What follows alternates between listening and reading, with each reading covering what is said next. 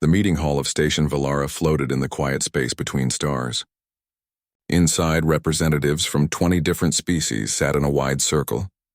They had come from across the galaxy to meet the newcomers, humans. The word still felt strange to many of them. Captain Ji-won Kim stood at the center of the hall. She wore a simple blue uniform with Earth's symbol on her shoulder. Her black hair was tied back and her face showed calm confidence. Behind her stood two younger humans in matching uniforms. Cadet Hyun checked his datapad nervously. Cadet Mirai stood perfectly still, watching everything with bright, curious eyes. The Veltani ambassador spoke first. His voice came out in musical tones through the translator. "We welcome Earth to this gathering. Your species has achieved faster than light travel. This is a great accomplishment." Ji-won bowed her head slightly. "Thank you. We are honored to be here. We hope to learn from you and share what we know." The Kreelan delegate clicked his mandibles together. "Tell us about your world. What kind of place made your species?" Ji-won smiled. "Earth is a beautiful planet.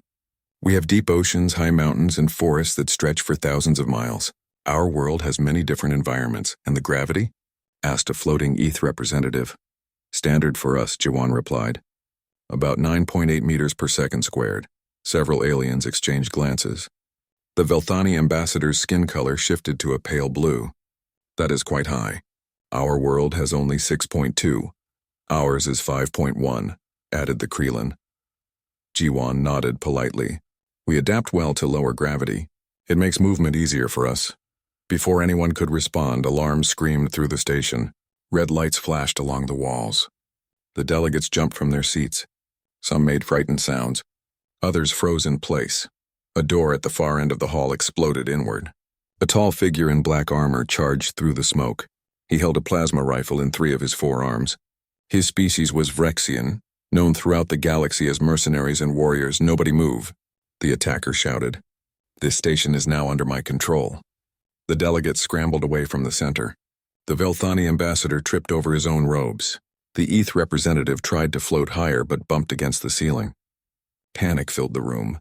Hyun grabbed Mirai's arm, pulling her back, but Ji-won did not move.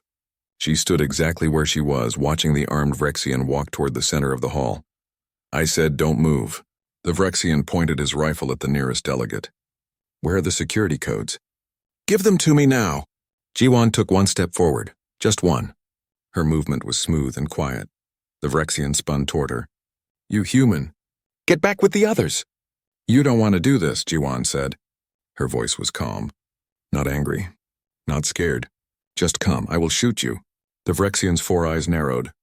"Your species might be new here, but you can die just like anyone else." Ji-won took another step. "Please put down the weapon. We can talk about whatever you need. Last warning." The Vrexian's finger moved toward the trigger. What happened next took 3 seconds. But to everyone watching, it felt like slow motion. Ji-won moved. Her body became a blur. She crossed the distance between them faster than most species could blink. Her hand struck the rifle, knocking it to the side. The weapon fired, but the shot went wide, hitting the ceiling. Before the Vrexian could react, Ji-won grabbed one of his arms and twisted. There was a cracking sound. The attacker screamed. Ji-won swept his legs out from under him. The massive warrior, who stood nearly 7 feet tall and weighed twice what she did, crashed to the floor. In another heartbeat, Ji-won had him pinned. Her knee pressed into his back. His arms were locked behind him in a way that made movement impossible. He struggled but could not break free. "Security is on the way," Ji-won said quietly to him. "Stay still. I don't want to hurt you more." Station security arrived 30 seconds later. They stared in shock at the scene. The dangerous attacker was completely subdued by the human captain. She had not even broken a sweat. As security took the Vrexian away, Ji-won stood and straightened her uniform. She turned back to the delegates. "I apologize for the disruption. Shall we continue our meeting?" But the hall had changed. The delegates were not looking at Ji-won with gratitude. They were looking at her with fear. The Veltani ambassador's skin had turned dark purple. How did you move so fast?" "Training," Ji-won replied simply. "And practice, but the strength." The Kreelan's voice shook. "That Vrexian weighed over 200 kilograms. You threw him like he was nothing." "He was off balance," Ji-won explained. "And I used his momentum against him. It's basic combat technique." "Basic?" The ETH representative floated backward away from her. There is nothing basic about what we just witnessed. You are a predator. Jiwan's face showed confusion. I am a soldier. I protected you. That was my duty. The whisper started then. Delegate to delegate. Species to species. The words spread through the translator system in 20 different languages, but they all meant the same thing. Dangerous. Deadly. Killer. Over the next 3 hours, the meeting fell apart. Delegates made excuses to leave. They said they needed to consult with their governments. They promised to send messages later. But everyone could see the truth. They were afraid. By the time the last delegate left, only the 3 humans remained in the hall. Yun's hands shook as he put away his datapad. Captain, what just happened? You saved them. Why did they look at us like that? Jiwan sat down heavily in one of the chairs. For the first time, she looked tired. They saw what we are capable of. What our bodies can do. To them, we're not people who can protect. We're weapons that can kill. Mirai spoke quietly. Will they let us join the galaxy? I don't know, Jiwan admitted. I honestly don't know. 2 weeks later, the answer came. The Galactic Council held an emergency session. They reviewed all the data about Earth, the gravity that crushed most species, the diseases that humans survived, the predators that humans had learned to hunt, the wars that humans had fought against each other. The vote was unanimous. Humanity was classified as a Class 4 Death World species, dangerous, unpredictable, a threat to galactic peace. Earth was placed under quarantine. No human ships beyond their own solar system, no trade, no cultural exchange, no membership in the galactic community. When Jiwan received the news, she stood on the observation deck of her ship, looking out at the stars. Hyun and Mirai stood beside her. They're afraid of us, Mirai whispered. Yes, Jiwan agreed. They see killers when they look at us. They don't see that humans became strong to protect what we love. They don't see that we fight so others don't have to. They only see the danger. Hyun's voice was bitter. So we're alone. For now, Jiwan said. But maybe someday they'll understand. Maybe someday they'll see that the ones they fear the most might be exactly the ones they need. She was right. But it would take 3 years, a dying species and 1 very brave alien cub to prove it. 3 years had passed since the quarantine began. Earth's borders remained closed. Human ships stayed within the solar system. The dream of joining the stars had become a memory. Captain Ji-won Kim now commanded the frigate Tenacity. It was one of Earth's newest stealth ships designed for long missions in deep space. But there was nowhere to go. The ship spent most of its time running drills near Mars, preparing for journeys that would never happen. On the bridge, Ji-won reviewed supply reports. Her crew had changed over the years. Hyun had transferred to a diplomatic post, still hoping for peaceful contact. Mirai had left the service entirely, returning to Earth to teach children about the stars they could not visit. Her new team was skilled. Engineer Doyen Park could fix anything with just spare parts and determination. Medic Subin Lee had studied alien biology in secret, preparing for a day that might never come. Pilot Hana Cho was the best flyer in the fleet, able to navigate through asteroid fields with her eyes closed. But they were all restless. They had trained for exploration. Instead, they circled the same planets over and over. Everything changed on a cold morning in November. Captain, the communications officer called out. We're receiving a transmission. It's coming from outside the solar system. Ji-won looked up sharply. What, are you certain? Yes, ma'am. It's on the emergency frequency. They're asking specifically for you. Put it through. The screen flickered. An alien face appeared. He had large, dark eyes and smooth gray skin. His translator made his voice sound soft and desperate. Captain Kim, my name is Krev. I am an ambassador from the Rillian species. Please, I need your help. Ji-won leaned forward. Ambassador Krev, humans are under quarantine. You know this. Contact with us is forbidden by the Council. I know, Krev said. His voice cracked with emotion. But you are my last hope. My species is dying. Our colony ship is failing. 200,000 eggs. The last of our kind. They will all die if someone doesn't help us. Where is your ship? The void reaches. Krev's eyes filled with tears. We tried to cross it to reach our new homeworld. But something went wrong. The ship is damaged. Life support is failing. We have maybe 3 days before it's too late. Jiwon knew the void reaches. Every spacer did. It was a region of space filled with ion storms, gravitational anomalies, and pirates. Most species avoided it completely. Ships that went in rarely came back out. "Why hasn't the council sent help?" she asked. "They say it's too dangerous. They say no crew would survive the journey.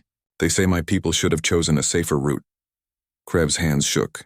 "They offered to send prayers. What good are prayers when my children are dying?" Silence filled the bridge. Every officer was listening now. Jiwon could feel their eyes on her. "Ambassador," she said carefully, "even if I wanted to help, Earth's government would never approve this. We're under quarantine. If we break it, the council could take military action against our entire planet." "I know what I'm asking," Krev whispered. "I know the risk. But please, I have nowhere else to turn. The species who call you killers, who say you're too dangerous, they're letting my people die because they're too afraid to act. If humans are really as strong as they fear, then you're the only ones who can save us." Jiwon closed her eyes. She thought about the meeting 3 years ago, the fear in the delegates' eyes, the quarantine that had locked humanity away from the stars, the injustice of it all. Then she thought about 200,000 eggs, 200,000 lives, an entire species facing extinction while the galaxy watched and did nothing. "I need to make some calls," she told Krev. "Stay on this frequency. I'll contact you within the hour." The transmission ended. Jiwon turned to her crew. "You all heard that. Opinions?" Doyen spoke first. "The void reaches will tear most ships apart. The tenacity is tough, but it wasn't designed for those conditions. We'd be pushing every system to the limit." "Can you keep us flying?" Jiwon asked. Doyen grinned. "I can keep anything flying, Captain. Question is whether you're willing to bet our lives on it." Subin raised her hand. "If their life support is failing, those eggs need specific environmental conditions. Temperature, humidity, oxygen levels. If any of those are wrong, they'll die before they hatch. We'd need to stabilize their ship fast. Can you do it?" Jiwon asked. "With the right equipment and enough time, yes. But working in a damaged ship in the middle of the void reaches, that's not exactly ideal conditions." Hana spoke up from the pilot station. "Navigation through the void is going to be nearly impossible. Sensors don't work right there. The gravitational fields change constantly. I'd be flying half-blind through a cosmic minefield." "But can you do it?" Jiwon pressed. Hana's eyes sparkled with challenge. "I didn't say I couldn't do it. I just said it would be nearly impossible. Nearly impossible is different from actually impossible." Jiwon nodded slowly. She looked at each member of her crew. They were all thinking the same thing. This mission could kill them. It would definitely end their careers. Earth's government would be furious. The council might use it as an excuse to escalate the quarantine, but an entire species was dying. "I need to call Earth Command," Jiwon said. "The rest of you start prep work. Just in case." The call to Earth Command lasted 20 minutes. Admiral Taewon listened to everything Jiwon said.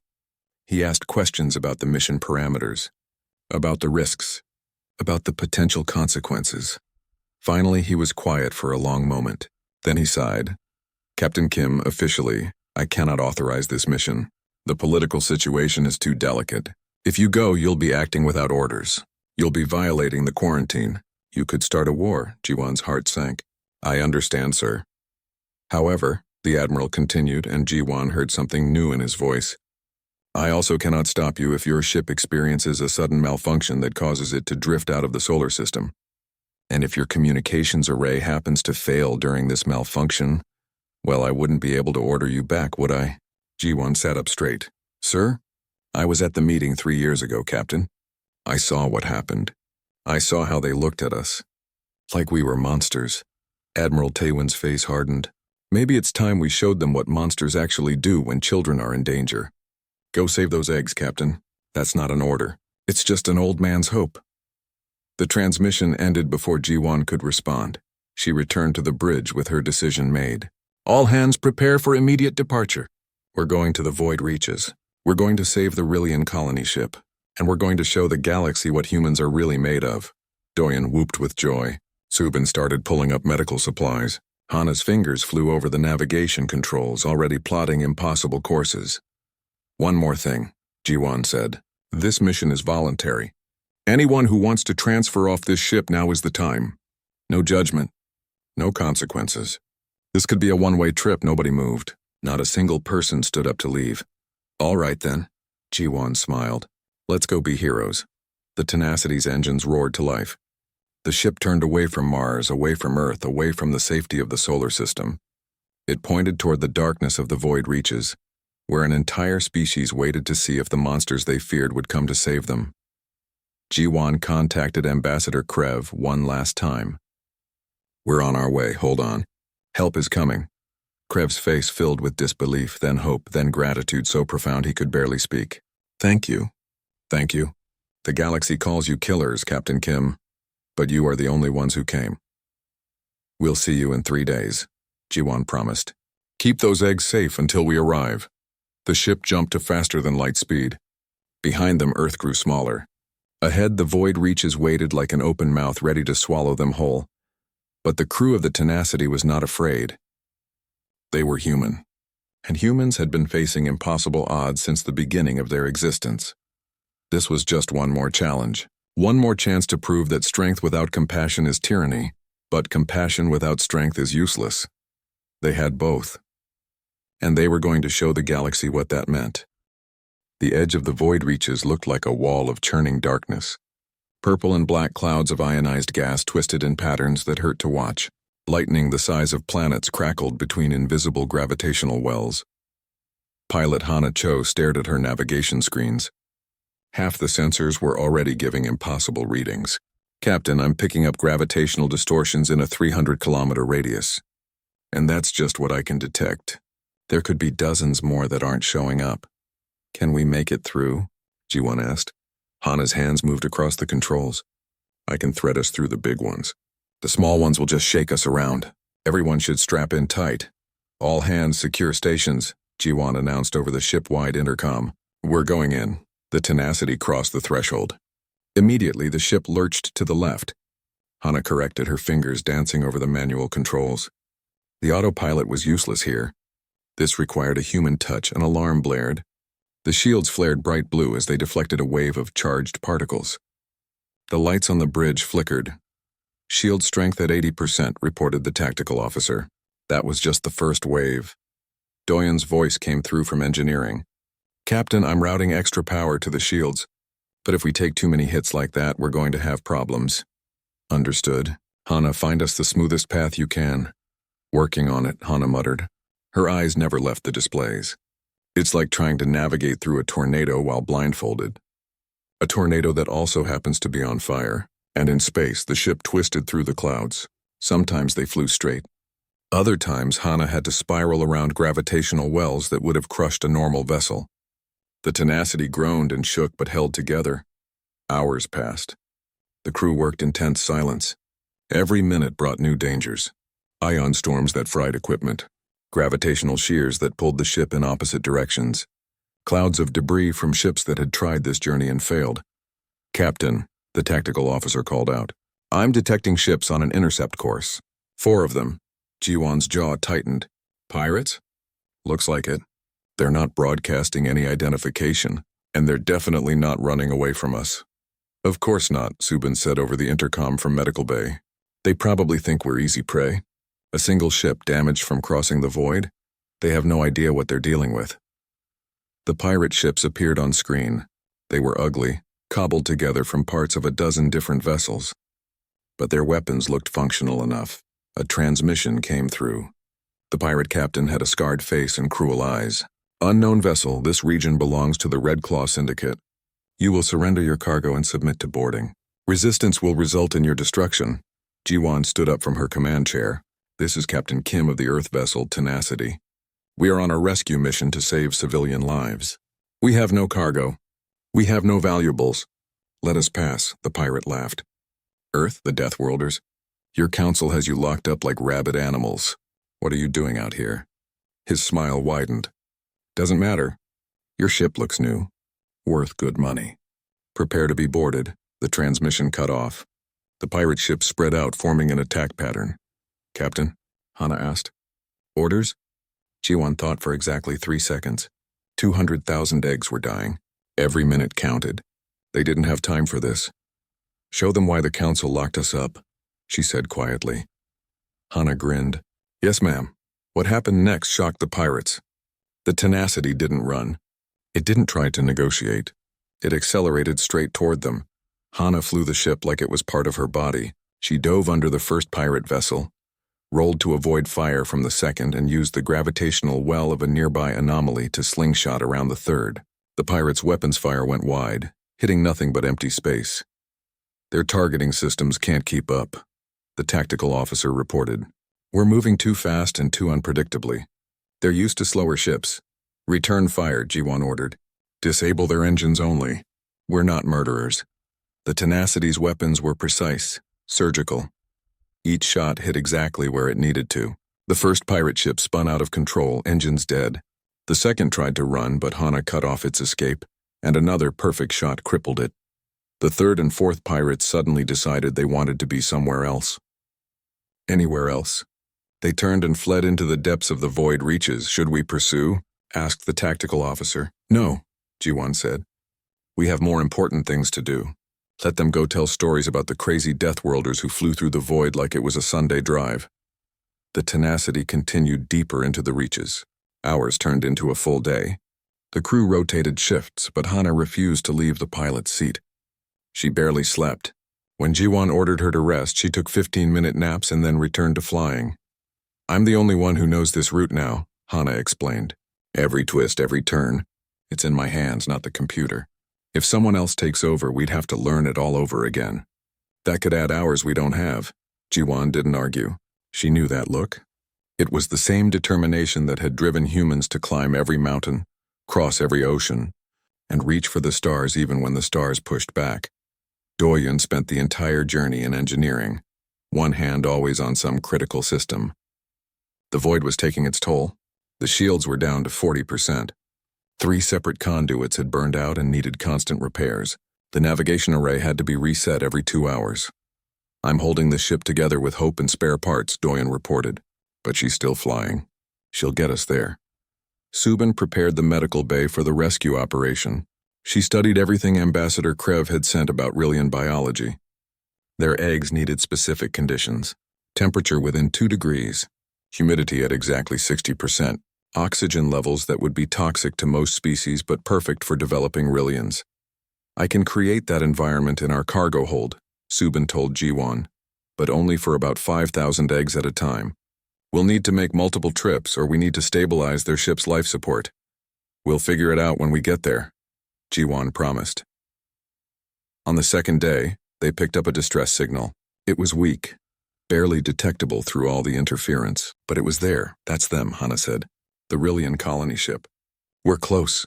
The ship appeared on their screens an hour later. It was huge, designed to carry an entire species. But it looked wrong. Parts of the hull were dark. Debris floated around it. One of the main engines was completely gone. Life support is failing, Subin reported, scanning the vessel. Temperature is dropping. Oxygen levels are unstable. Those eggs have hours at most. Hana, bring us alongside. Doyun, prep the docking collar. Subin, gather your medical team. Everyone else, emergency repair mode. We need to save that ship. The Tenacity moved in carefully. This close to the colony ship, they could see the damage more clearly. Something had torn into it. Maybe a gravitational anomaly. Maybe debris. The result was the same. The ship was dying. Ambassador Krev's face appeared on the screen. He looked exhausted, desperate. But when he saw the Tenacity, hope lit up his eyes. You came. You actually came. We made a promise, Jiwon said simply. How many survivors? 12 adults. The rest died in the initial damage. Krev's voice shook. But the eggs, all 200,000 are still intact. They're in the central nursery. Please, you have to save them. We will, Jiwon promised. But I need you to listen carefully.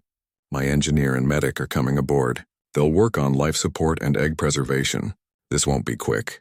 It's going to take time we don't have. So we're going to have to do impossible things very fast. Anything, Krev said. Just tell me what you need. Doyun and Subin suited up. They crossed through the docking collar into the damaged colony ship.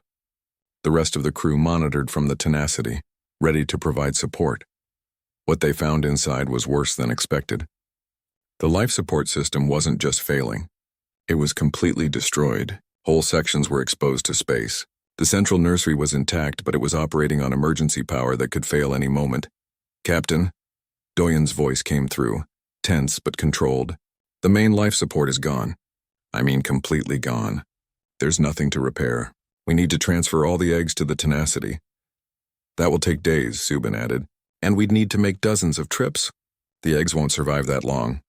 Jiwan looked at the readings, at the failing power, at the 200,000 lives hanging in the balance. Then she made a decision that any other species would have called insane. Then we don't repair their life support, she said. We give them ours.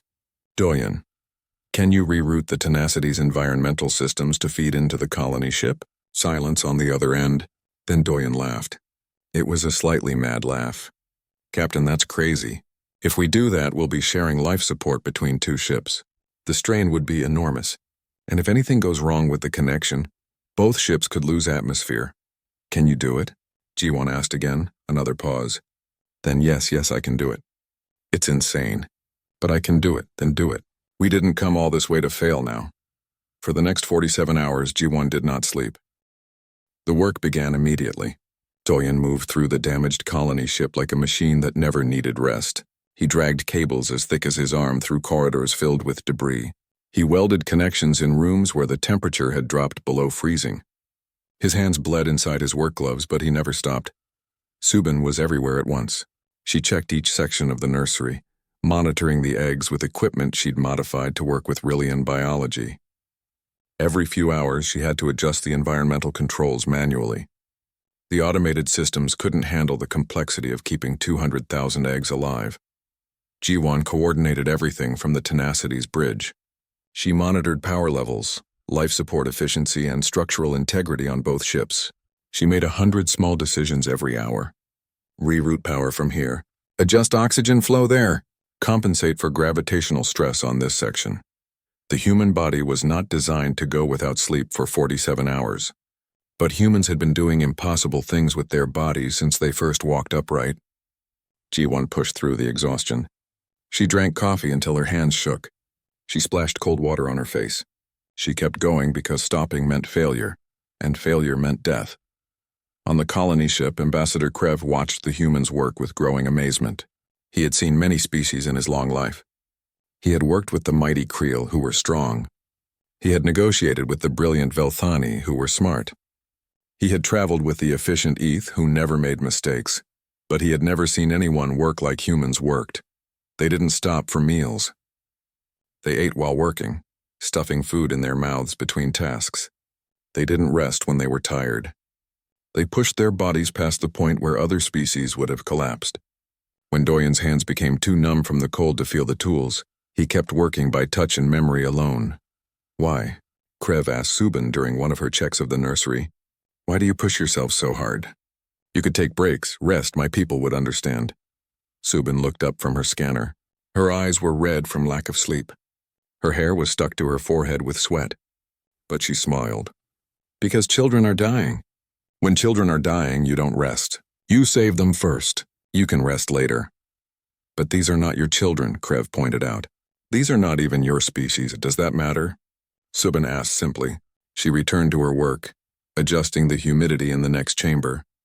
On the third day of work, something small and unexpected happened. One of the eggs began to hatch early. It was in a damaged section where the environmental controls had been unstable. The stress had triggered early development. Subin rushed to the chamber. She found a tiny Rillian breaking through the shell. It was the size of a human hand covered in soft gray down. Its large eyes blinked at the bright lights. It made a small chirping sound. Krev, Subin called over the radio. We have an early hatch. The ambassador arrived within minutes. He carefully lifted the tiny creature. Oh no. This is Pick. This egg wasn't supposed to hatch for another month. Being born early in these conditions, Pick might not survive. Subin immediately started scanning the infant. What does Pick need? What conditions? Tell me everything. For the next 6 hours, Subin devoted herself to keeping Pick alive. She created a special incubator using parts from 3 different medical devices. She adjusted the temperature 17 times until it was exactly right. She hand-fed the infant with nutrients mixed to match Rillian biology. Pick survived. More than that, Pick began to thrive. The tiny Rillian formed a quick attachment to Subin. Whenever she walked into the room, Pick's eyes would follow her. When she held Pick, The infant would make happy chirping sounds and snuggle against her chest. Pick thinks you are family, Krev explained, something like wonder in his voice. Rillians bond with whoever cares for them in the first days of life. Pick believes you are, what is your word, mother. Subin's eyes filled with tears. She was so tired. She had been working for days with almost no sleep. The emotional walls she normally kept up were crumbling. She held Pick close and let herself cry quietly. I'm sorry, she whispered to the infant. I'm sorry you had to be born into all this chaos and danger. You deserved better. Pick just chirped and patted her face with a tiny hand. As work continued, Pick became the unofficial mascot of the rescue operation. The tiny Rillian was curious about everything. When Pick got old enough to walk, the infant toddled after Subin everywhere she went. But Pick was also curious about the other humans. One day, Pick wandered into a section where Doyen was welding. The engineer looked up to find large, innocent eyes watching him work. Hey there, little one, Doyen said gently. You shouldn't be here. It's dangerous. Pick tilted head to one side. Why you work so hard? Krev says you never stop. Doyen sat back on his heels. His voice was gentle when he answered. Because you need help. All your brothers and sisters need help. So we work until the work is done. But you tired, Pick observed with the blunt honesty of a child. Your hands hurt. I see bandages. Yeah, Doyen admitted. I am tired. My hands do hurt. But you know what? That's okay. Pain goes away. Tiredness goes away. But if we stopped working, you and your family would die. That doesn't go away. Pick thought about this for a long moment. Other species say humans are killers, bad, dangerous. Doyen's laugh was bitter. Yeah, they say that. They're not completely wrong. Humans can be dangerous. We come from a world that tried very hard to kill us. We had to learn to be strong. We had to learn to fight. We had to learn to survive things that would kill most species. So you are killers? Pick asked, confused. We can be, Doyen said honestly, when we have to be. But being able to kill and wanting to kill are different things. We learned to be strong so we could protect the people we love, so we could help those who need it. Does that make sense? Pick nodded slowly. I think so. You are strong so you can keep me safe. Exactly. Doyen ruffled the soft down on Pick's head. Now go find Subin. She's probably worried about you. Pick toddled away, but the conversation had planted a seed in the infant's mind. Over the following days, Pick watched the humans closely. Watched how they worked themselves to exhaustion. Watched how they shared their food with the Rillian adults even when their own supplies ran low. Watched how Subin would stop whatever she was doing to hold Pick whenever the infant felt scared. One evening, Pick found Jiwan on the Tenacity's bridge. The captain was reviewing status reports, her eyes struggling to focus on the screens. Captain Kim? Pick said softly. Jiwan looked down and smiled. It was a tired smile, but genuine. Hello, Pick, what can I do for you? Why your species help us? Pick asked. You in big trouble for coming here. Ambassador Krev says council will be very angry. But you came anyway, why? Jiwan picked Pick up and set the infant on her lap. She pointed out the window at the stars. Do you see all those stars out there? Pick nodded. Every single one of them could have planets. Could have people. Could have children like you. The galaxy is so big, Pick, so full of life. And life is precious. It's the most precious thing there is. Jiwan's voice was soft. When we heard your people were dying, we had a choice. We could stay home where it was safe. Or we could try to help even though it was dangerous. Even though we might fail. Even though the galaxy might hate us for it. And you chose to help, Pick said. We chose to help, Jiwan agreed. Because that's what good people do. They help. Even when it's hard. Even when they're scared. Even when no one will thank them for it. Pick was quiet for a moment. Then the infant asked the question that had been building. Are humans killers? Jiwan thought carefully about her answer. Humans can kill. We have that capability. Our bodies are strong. Our minds are clever. We know how to fight, how to destroy, how to win. She held Pick gently. But having the power to kill doesn't make you a killer. It's what you choose to do with that power that matters. We choose to protect. We choose to help. We choose to save lives instead of taking them. But other species don't see that, Pick said sadly. They only see the dangerous part. Yes, Jiwan admitted. They see what we could do. They don't see what we choose to do. Maybe someday that will change. Maybe someday they'll understand. Pick snuggled against Jiwon's chest. I understand. Subin saved me. Doyen fixed our ship. You brought everyone here. You are kindest people I know. Jiwon felt her throat tighten with emotion. Thank you, Pick. That means more than you know. By the end of the 7th day, the work was finally complete. The life support systems were stable. The environmental controls were functioning perfectly. Every single egg had been checked and rechecked. All 200,000 were alive and healthy. Doyen had rigged a connection that would let the colony ship's systems run independently. They could disconnect from the tenacity and maintain life support on their own. We can make it to New Rilia now, Ambassador Krev told Jiwon. His voice was thick with gratitude. Thanks to you and your crew, my entire species will survive. I don't have words enough to thank you. Just take care of those eggs, Jiwon said, and maybe someday tell people what really happened here. Tell them that humans came when no one else would. I will tell everyone, Krev promised. The journey back through the void reaches was quieter than the journey in. The Tenacity's crew finally allowed themselves to rest. Doyen slept for 16 hours straight. Subin collapsed in her quarters and didn't wake up for a full day. Even Hana, who had refused to leave the pilot's seat during the rescue, finally handed control to her backup and went to sleep. Jiwon stayed awake a little longer. She recorded a full mission report. Every detail, every decision, every risk they had taken. She knew this report would be read by Earth Command, by political leaders, and possibly by the Galactic Council itself. She wanted them to understand exactly what had happened and why. When she finally slept, she dreamed of 200,000 eggs hatching into a new generation. A generation that would grow up knowing humans had saved them. The Tenacity arrived, back in Earth's solar system 3 weeks after they had left. Admiral Taewon was waiting for them. His face on the screen was unreadable. Captain Kim, please transmit your full mission report. Already done, sir. Sending it now. There was a long pause as the Admiral reviewed the data. Jiwon watched his expression change. Surprise. Concern. Then something that looked almost like pride. Captain, you and your crew did the impossible. You saved an entire species. You navigated the void reaches both ways without losing a single crew member. You worked for 7 days straight under conditions that would break most people. He paused. You've also created a massive diplomatic incident. I know, sir. The Galactic Council is. Well, they're not happy, but they're also not sure what to do. You violated the quarantine, but you saved 200,000 lives. Some council members are calling for sanctions against Earth. Others are arguing that the quarantine was wrong to begin with. Admiral Taewon rubbed his face tiredly. It's a mess, Captain. A beautiful, complicated mess. What happens now? Jiwon asked. Now? Now we wait.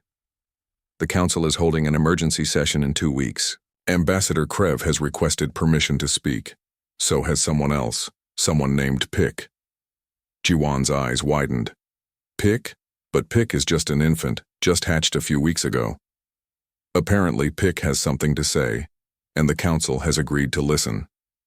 Admiral Taewon smiled slightly. Get some rest, Captain. Something tells me things are about to get very interesting. 2 weeks later, the Galactic Council chamber was packed.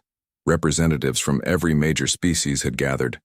The Velthani, the Creel, the Eth, the Vrexian, species that had been part of the galactic community for thousands of years. They had come to decide humanity's fate. The debate had been going on for hours. Some delegates argued that Earth should face severe penalties for breaking quarantine. Others pointed out that the Rillians would be extinct without human intervention. The arguments went in circles, getting louder and more heated. Finally, the council speaker called for order. We will now hear from Ambassador Krev of the Rillian species. Krev approached the central platform. He looked different than he had during his desperate plea for help. He stood straighter. His voice was stronger, but his eyes held the same depth of emotion. Honored delegates, he began. 3 weeks ago, my species was dying. Our colony ship was failing in the void reaches. We sent distress calls to everyone, every species, every government, every organization that might help. He paused, looking around the chamber. Do you know how many ships came to help us? How? Many brave crews volunteered to cross the void reaches and save 200,000 children. Silence filled the chamber. 0, Krev said quietly. Not one. You all had reasons. Good reasons. The void was too dangerous. The mission was impossible. Your crews wouldn't survive. You offered prayers. You offered sympathy. You offered everything except help. Some delegates shifted uncomfortably in their seats. But one species did come. One ship made the journey. The species you call killers. The species you locked away because they frightened you. They came. They crossed the void reaches. They fought off pirates. They worked without sleep for 7 days. They gave us their own life support to keep our eggs alive. Krev's voice grew stronger. You call them dangerous. You say they're too violent, too strong, too frightening to be part of our galactic community. But I watched them work. I watched Captain Jawan Kim stay awake for 47 hours straight, coordinating every detail to keep my people alive. I watched engineer Doyen Park repair systems with hands that were bleeding inside his gloves. I watched medic Subin Lee save my son's life with the same care she would give her own child. He paused, letting his words sink in. They didn't have to come. They knew they would face consequences. They knew you would be angry. They came anyway. Because to them, saving lives matters more than politics, more than rules, more than their own safety. The Veltani delegate stood up. But surely you understand why we have concerns. Humans are physically powerful. They come from a world with crushing gravity and deadly predators. They are built for violence. They are built for survival, Krev corrected. There is a difference. Yes, humans are strong. Yes, they can be dangerous. But strength without compassion is tyranny, and compassion without strength is useless. Humans have both. That makes them exactly what this galaxy needs. This is all very moving, the Creel delegate clicked. But it doesn't change the fact that humans violated the quarantine. There must be consequences. You're right, a new voice said. It was small, high-pitched, the voice of a child. Everyone turned to look. Walking onto the platform, helped by Ambassador Krev, was Pick. The infant Rillian looked tiny in the huge chamber, but Pick walked with determination, those large eyes looking at each delegate in turn. Who is this? The council speaker asked. This is Pick, Krev said. The first Rillian to hatch during the rescue. Pick wished to speak to the council. A child? The ETH representative floated higher in surprise. This is highly irregular. Please, Pick said in clear, careful galactic standard. I have something important to say. The council speaker looked uncertain but nodded. Very well, speak, young one. Pick walked to the center of the platform. The infant looked so small standing there, but somehow Pick's voice carried through the entire chamber. My name is Pick. I am 3 weeks old. I know this is very young, but I was there. I saw everything. And I need to tell you what I learned. Pick's small hands clasped together. Before I was born, I heard voices. Krev says eggs can hear the last few days before hatching. I heard people talking about humans, about how dangerous they were, how scary, how they were killers that needed to be locked away. The infant looked around the chamber. Then I hatched early. The environmental controls were failing. I was dying, and the first person I saw was Medic Subin, a human, one of the killers. Pick's voice grew softer. She could have ignored me. She was so busy. There were 200,000 eggs to save. What was one small infant compared to that? But she didn't ignore me. She stopped everything. She built me a special incubator. She fed me by hand. She held me when I was scared. She sang me songs in her language that I didn't understand but that made me feel safe. Tears began to form in Pick's large eyes. I watched her work. I watched all the humans work. They pushed their bodies past breaking. They gave everything they had. Not because they had to. Not because we could pay them. Not because it would benefit Earth. They did it because children were dying and they couldn't live with themselves if they didn't try to help. Pick looked directly at the Velthani delegate who had spoken earlier. You say humans are built for violence. I say they are built for protection. You say they are dangerous. I say they are dangerous to those who threaten the innocent. You say they are killers. The infant took a deep breath. You are right. They are killers. They kill despair with hope. They kill impossibility with determination. They kill fear with courage. And they kill hate with love so fierce it crosses the void reaches when no one else will. The chamber was completely silent now. Every delegate was listening. Even those who had been most opposed to humans were leaning forward, hanging on every word. I spent 3 weeks with humans, Pick continued. 3 weeks watching them, learning from them. And you want to know what I learned? I learned that strength is not about how hard you can hit. It's about how much you can endure for those who can't endure for themselves. I learned that courage is not the absence of fear. It's being terrified and helping anyway. I learned that kindness is not weakness. It's the strongest force in the universe. Pick's voice broke slightly. They say Earth breeds killers. You're right, it does. And medic Subin Lee, who saved my life, is the kindest one they've got. Captain Jiwon Kim, who stayed awake for 2 days straight to keep my brothers and sisters alive, is the kindest one they've got. Engineer Doyen Park, who worked until his hands bled to fix our ship, is the kindest one they've got. The infant looked around at all the assembled delegates. You put them in quarantine because you were afraid, I understand. They are frightening if you don't know them. They move fast, they're strong, they never give up. They do things that seem impossible. But I'm asking you now, what are you more afraid of? A species that is too strong and too compassionate? Or a galaxy where no one comes to help when children are dying? Pick's small voice became firm. If you punish Earth for saving us, you're telling the whole galaxy that rules matter more than lives. That politics matter more than compassion.